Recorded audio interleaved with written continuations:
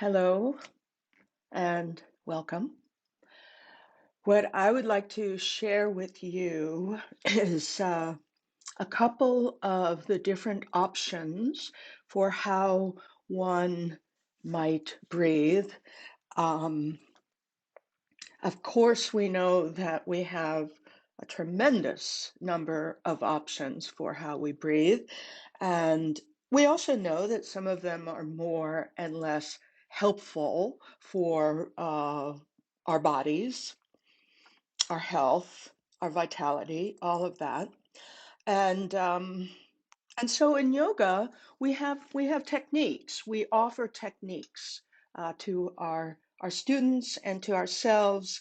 Many of them are called pranayama, and some are simply referred to as breathing, so on. But what we do know for certain is that our breath is both voluntary and involuntary. We will continue to breathe as long as we can. We really want breath. It keeps us alive, right? And we also can change how we breathe. And how we breathe will have very specific and different effects. So, first things first. In yoga, we are looking at very specifically how to release held chronic tensions in the body mind, right? And what we find is that so many people will come to yoga with a very hardened and kind of limited breath, where maybe they don't get it up in through the full range of the lungs. Maybe the diaphragm is tense. Maybe the whole abdominal region is holding tension and relating to the thoracic diaphragm and all the way up. And maybe we're holding down at the base. There's just so much that can be going on. The ribs, our ribs in our culture are so often tightly held.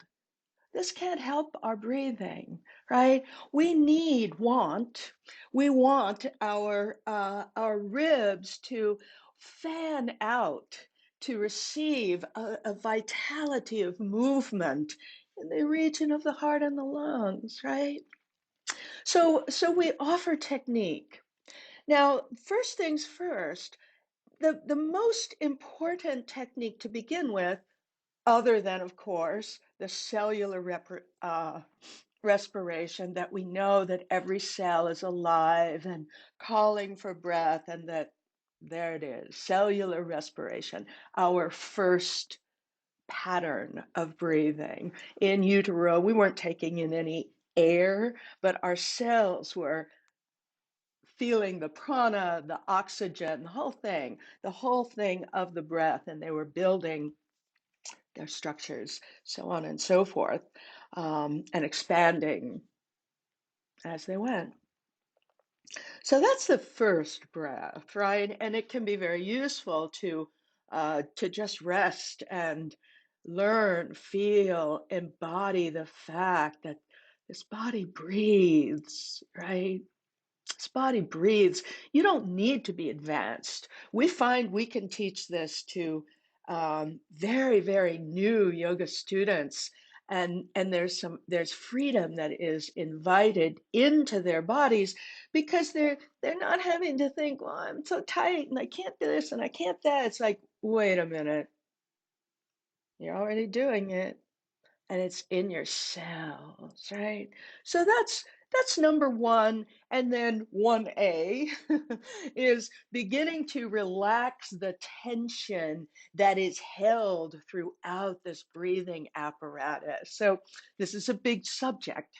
In this little presentation today, I'm just going to cover some of it, to clarify some of the principles that um, that I've been teaching, and they might be a little different from what you have learned, um, which is fine because there's no wrong way to breathe. We're all breathing and staying alive. So the first one, I just usually call it a simple breath. And it is the very traditional abdominal breath that we learn, where we understand, we feel that this diaphragm, this thoracic, I'm going to take the heart off for a second, although the heart is quite important in breathing. And here you have the back portions of your lungs. And I'll just indicate the fronts are here, and your lungs are pretty darned thick, right? They're thick and big in there, and they rest on this beautiful structure of the thoracic diaphragm. Right?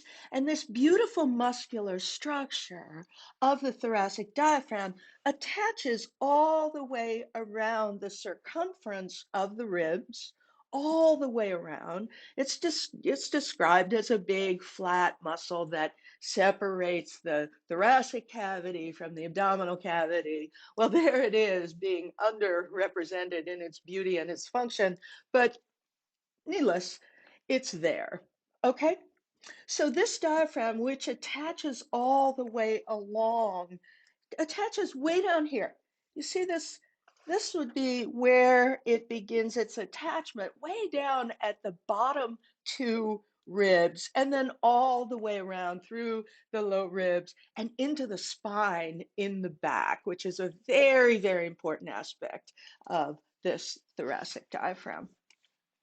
Um, it attaches there. Here's what I wanted to show you. Although it's attaching way down here, you see this space here? It's not attached on those ribs. So your diaphragm, which we know to dome downward, it's a double dome. We know that it domes downward on inhale. And we also know that we have the option of widening the ribs more so that it widens, but it might dome down less, right? This is just true. In a traditional abdominal style breath, the diaphragm will dome down more. The ribs aren't moving as much. But when we see this space here, we can see, and we can feel it, of course. We can see, we can feel that, all right, well, the diaphragm can go like that and widen, or it can dome more down.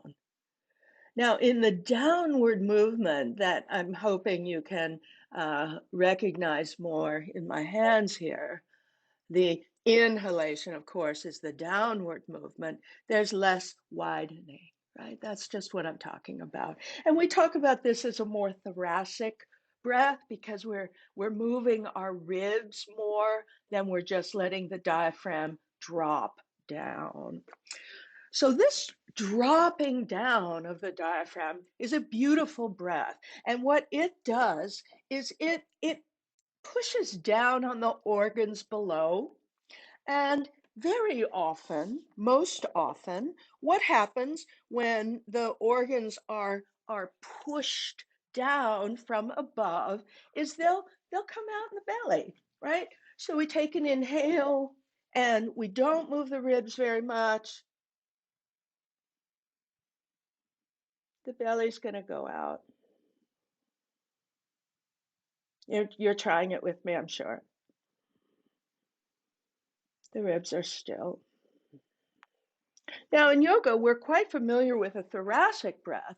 And in the thoracic breath, where we move the ribs, you'll notice it's not, the belly doesn't necessarily push forward. Why? Because we're taking more of the lung pressure. We're taking it out of the abdomen by widening in the thoracic region. So it's not all being displaced down, it's actually the thoracic region is widening, and we get this different breath where the abdominal region doesn't really push out on inhale, but it can, as we widen here, it can actually comes in a little bit. At the very end, we get a little that extra tone here in the diaphragm. We get a little tiny bit of a forward movement, but not so much. And then on the exhale, we release. And on the inhale,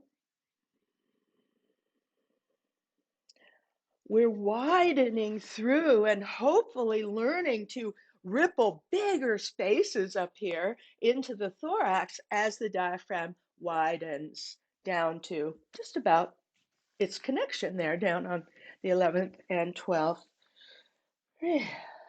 All right, so what are we looking at? We're looking at two things. We're looking at the movement in an abdominal breath where the diaphragm goes down quite a bit, and we're looking at the thoracic breath where the diaphragm domes wider, not as much down. Of course, it's got to go down some, but it's mostly going wider. All right, so one way and the other, there's some pressure down into the organ body. Now, in the abdominal style breathing, my organ body here coming out. In the abdominal style breathing, the pressure is right down through the center, very much so. And what's the use of this breath? We let go all of the myriad ways that we have compressed and tightened in the organs, right? In these navel organs. So it's called abdominal breath. It balances and releases so much of the adhesions that you can get in the back wall, all of that stuff. And it gives this beautiful massage right down through and to the pelvic floor. So in this kind of a very, very relaxed body breath, what we find is that the doming down may actually also be pushing downward. Wait, how do I do this? There we go. The doming down of the thoracic pushes down on the pelvic diaphragm. So they may be moving like this. Inhale, exhale. Inhaling in this method, the diaphragm domes down and it goes all the way down through the pelvic floor, pelvic diaphragm, way down here, way down at the bottom of us, the pelvic floor region, right? And we see that that pelvic floor region is a dome that shapes downward naturally. So if you look inside here where I've taken out the organs, you can see that there's going to be a downward dome. We just know this to be true. It's true. So the belly breath that we're talking about, I got to turn off my phone. I don't know how to do it. There, we did it. Okay. The belly breath that we're talking about pushes down and it goes all the way down, and then all the way back up, all the way down. My hands are moving more, right? I'm overdoing it. This is this navel breath. It's very, very important and useful. Everybody needs to know what that is in their body so that they can really allow themselves to relax. We hold so much tension in here culturally, and then we breathe so shallowly that there's just no prana moving, right? We get caught. So here we learn, oh, relax, release. Oh, relax, release. This is an important breath. Abdominal breathing, what I've called simple breathing. Now, here's the thing though, many of us have been practicing yoga for quite some time, and we explore many different modes of breathing, and we loosen, we enliven all of this stuff, and we've got ways to play with the breath, right? And one of the things that we get taught in yoga is Mula Bandha, right? So that what we're looking at in our yogic body, whatever that is, in our experiential and experimental body, right? In that, we're looking at, well, wait a minute. If I inhale and the pelvic diaphragm's going down, what is that? What's happening in my prana in that?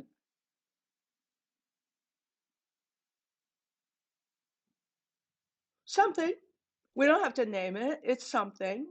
And there's a little pushing downward on the pelvic diaphragm. And then we say, okay, well, what if we just contain that a little bit?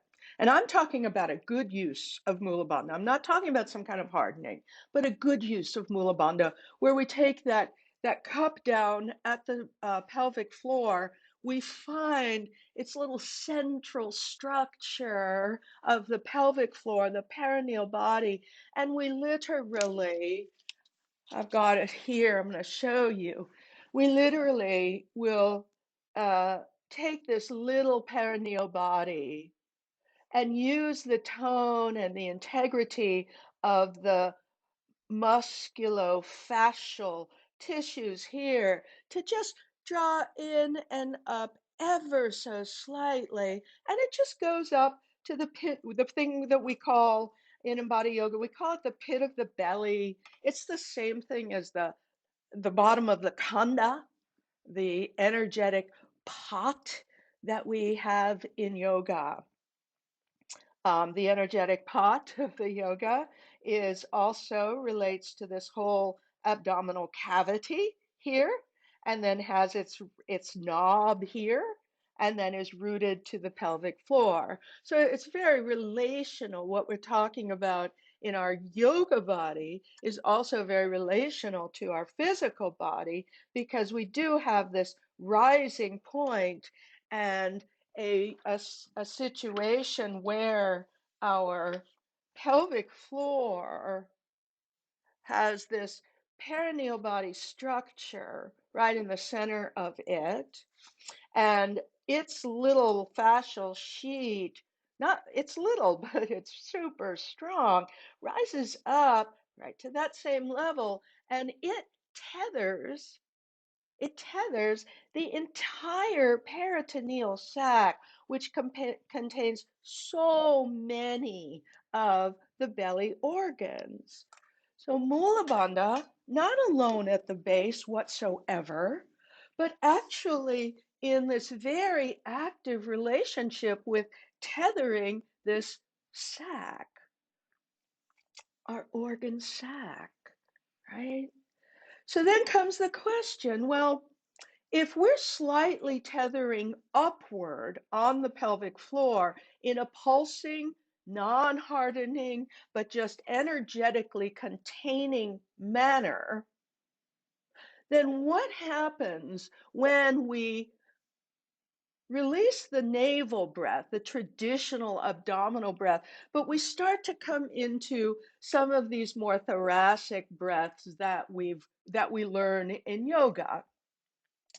Well, what I've been experiencing and what I've been offering in classes and workshops is that when we use that little bit of Mula Bandha at the base, what we find is that these diaphragms, the thoracic diaphragm up here, the pelvic diaphragm down here, will actually slightly come together toward one another on the inhale, and then they soften away on the exhale. Now, even this movement that I'm doing is too much. So the pelvic diaphragm is going to move, widen, and as it widens, we come right into the center of it, and we take the sensitivity of the perineal body, the muscles that run along the sides of the fascia, coming right up into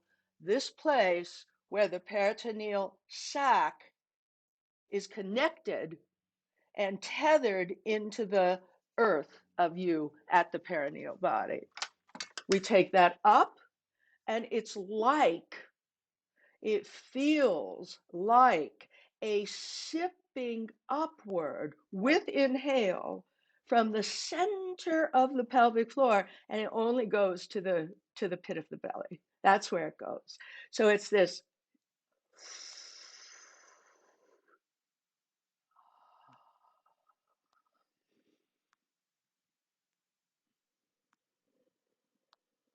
This is a pulsing action of actually Mula Bandha at the pelvic floor that rises up as thoracic diaphragm domes down.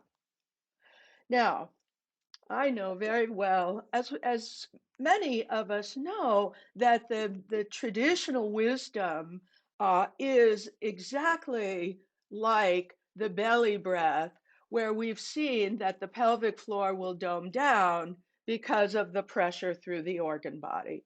It makes sense, right? Yes, in part. What doesn't make sense about it is the assumption that we make that these organs in here are going to have to press downward on inhalation.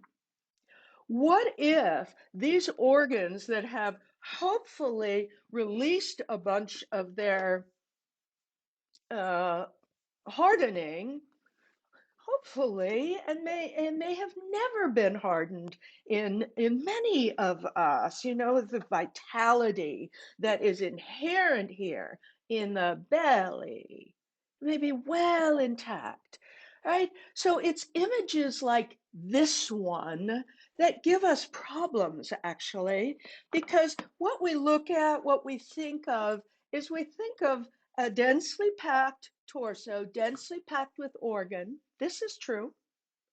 And yet, we think of them as hard. Now, if they're hard, it's very difficult to change where the movement of the diaphragm comes through it. So if they're soft, and if we understand and can feel in our bodies that this one, for example, which is the mesentery, right? You think, oh, that's hard, it's going to push down if it's lucky, right? Well, what if not? What if these tissues were, because they are, a little more like this inside? It's too thick, but you see what I mean. This kind of foldy, wrappy spaces. This is the way it is. It has these spaces. And the organ of the mesentery, which, yes, has the small intestine out here and is like the bouquet in the front of your body. This organ is slidey, glidey. It's wet, it's super sensitive. It's filled with fascia, which we know is very, very conductive and receptive to and of energy. Nervous system, blood vessels, lymph vessels. It's all in here. And then we also know, oh yeah, our gut brain. So this is a profoundly energetic place in the body. And what I'm proposing is that it is also profoundly movable, mobile, and that the tissues all the way through from all of it, this thing can widen into the back body, and the movement of a descending diaphragm can pulse these guys around, including your liver. Your liver's dense, but it's not immobile.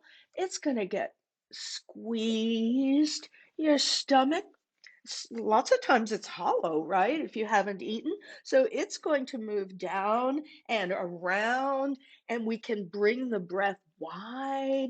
And can we widen the breath into the back abdominal wall rather than pushing the breath forward? And even rather than pushing the breath down. So what I'm proposing is that there's plenty of room here in the abdominal cavity to easily accept the downward movement of the thoracic diaphragm and the upward toning of the pelvic diaphragm. So how I've been or learned recently to call this breath at the moment, I'm talking about it as a pranic toning breath. Now, if you have the patience to continue to listen, I would like to tell you how this relates in the yoga body and in the yogic physiology. All right. So here, you know that we have these the prana vayus in our body, the movements of prana in these different ways, and we also know that we have basically underlying we have two primary movements of prana, and the one is the prana vayu itself that resides in the heart primarily, but of course all these values are in every cell. But let's look at the heart. And the heart pranavayu radiates out.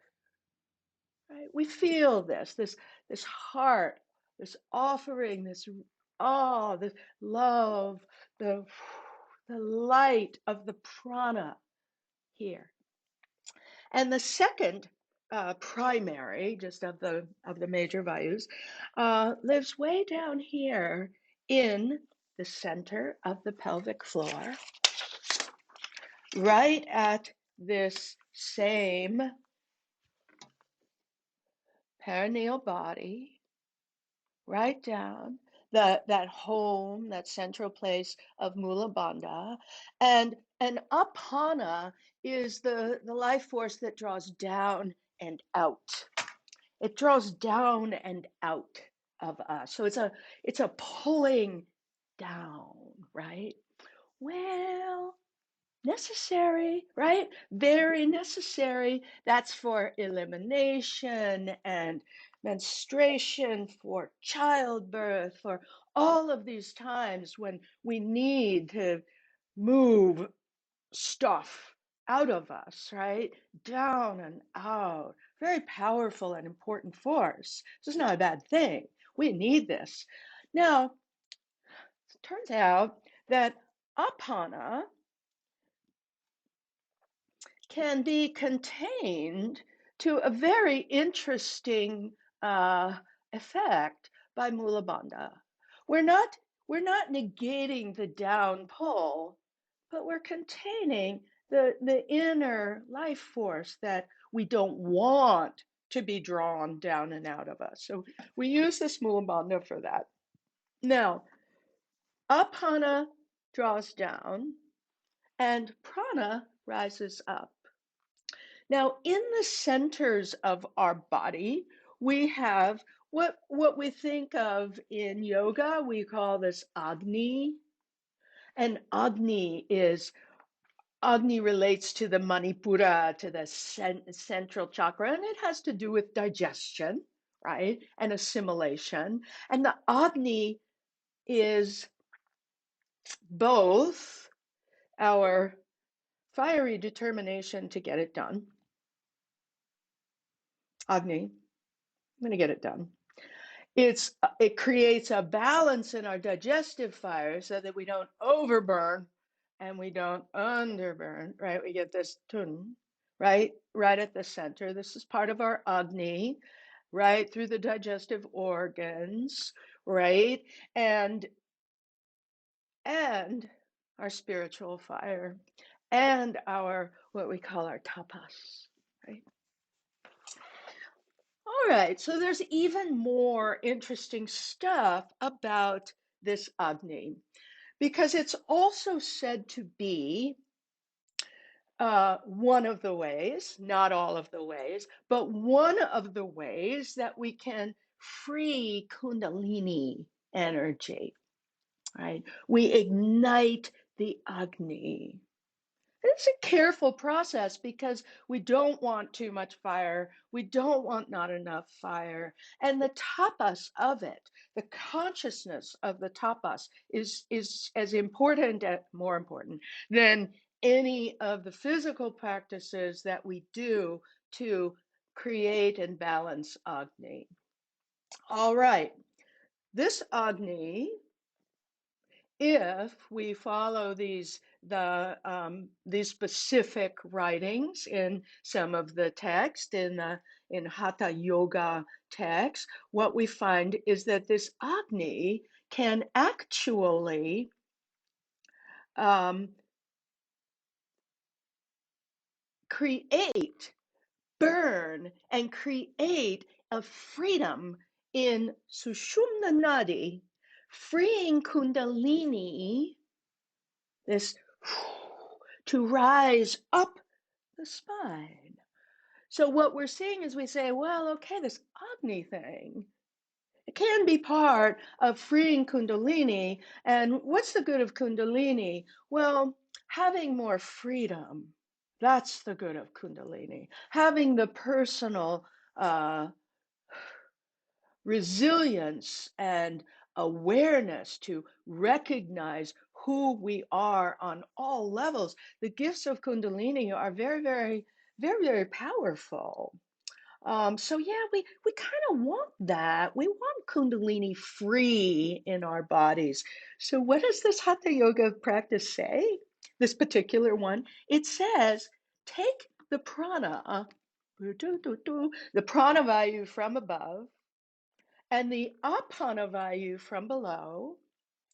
Draw the prana, this rising vayu, take it down into the navel, and then bring the apana vayu up into the navel. So the idea being, the experience being the enlivening of the Agni, a kind of a combustion. I'm not talking about a huge fire. I'm talking about a combustion, a transformation of energy there that creates more fullness and maybe more cellular awake alive. Any of the gifts that freeing of Kundalini offers. That's another thing. Kundalini has a bit of a bad rap and a very, very limited rap because Kundalini is thought of as just being this process that goes through the spinal cord and into the brain in what is sometimes a good experience and sometimes not a good experience, but is just this very esoteric thing that then you come out of and it's like, whoa, what happened? And then perhaps transformations start to happen in your body. This is considered Kundalini. But what we have found now for many of us through long time of practice is that, sure, that's fine. That is Kundalini. But what happens when Kundalini has moved through at least enough, maybe not all of it, but cleansed a good amount of our bodies? What happens is we get this radiant central core that we've called embodying or embodied Sushumna Nadi. All of that was just about to explain how this technique of this drawing together on inhale is a reversal of the pranas, the pranavayu and the apana, and it is literally a condensing into this Agni center. How do we do it?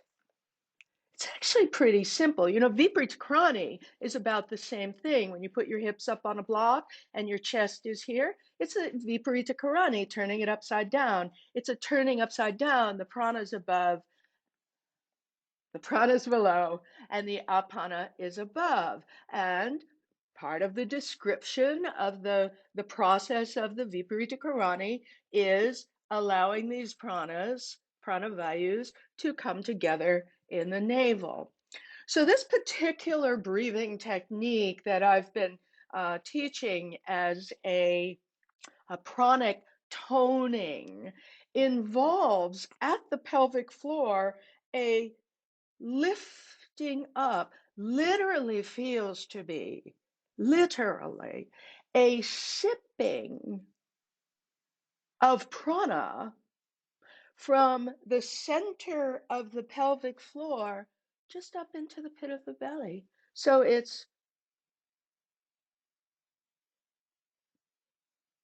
and it relaxes back.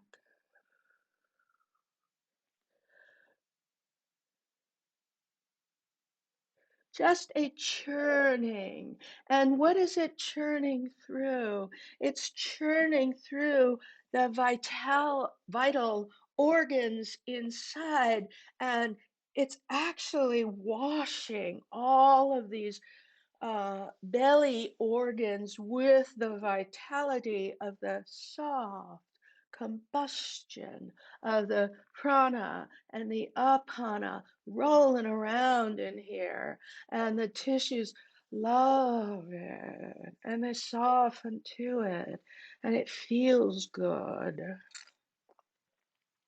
Now, the question has to come, is this actually an upward movement of the muscles of the pelvic floor? Or is it just a sensation of prana rising from the center of the pelvic floor? Well, that can be for you to answer. I'm perfectly fine with whatever experience you have in this. I will share that my experience is an actual muscular condensed rise with the inhaling breath. That is my experience. I will also share with you that as those muscles rise, they are contracting slightly, and there is somewhat of a thickening of those muscles.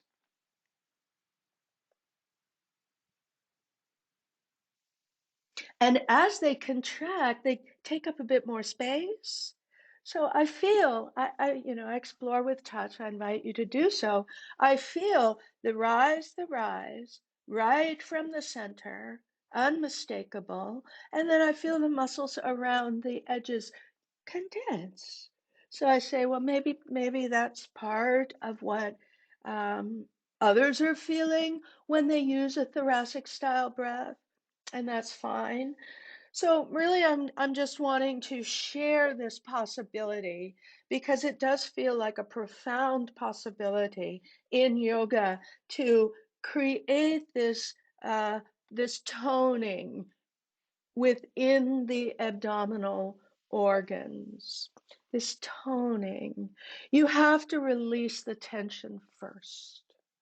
This can't be done with a hard abdominal wall. It just can't. It needs all of this softening first. And that's where so many of the other breathing techniques are so important to create the mobility and the ease in here so that then we can play with what might be just something else. Not right, not wrong, but something else. So you know that I really love talking about this stuff, and um, I want to hear what you think. I do. When in this technique, I think I proposed, I just want to repeat that all of the tissues around the back and all of these tissues within this mesentery area, which can can come way into the back body, that they yield so that it's not necessary for the pelvic floor to drop on inhale. Not wrong, but also not an automatic. So I think that's it for now. And I thank you for listening, and I appreciate your contacting me and communicating with me about your experiences. Um, Feel free to email me, Patty with a Y, Patty, at embodyyoga.com. One word, one Y, embodyyoga.com. All right. Thank you again. And I look forward to many more many more opportunities to share. Grateful.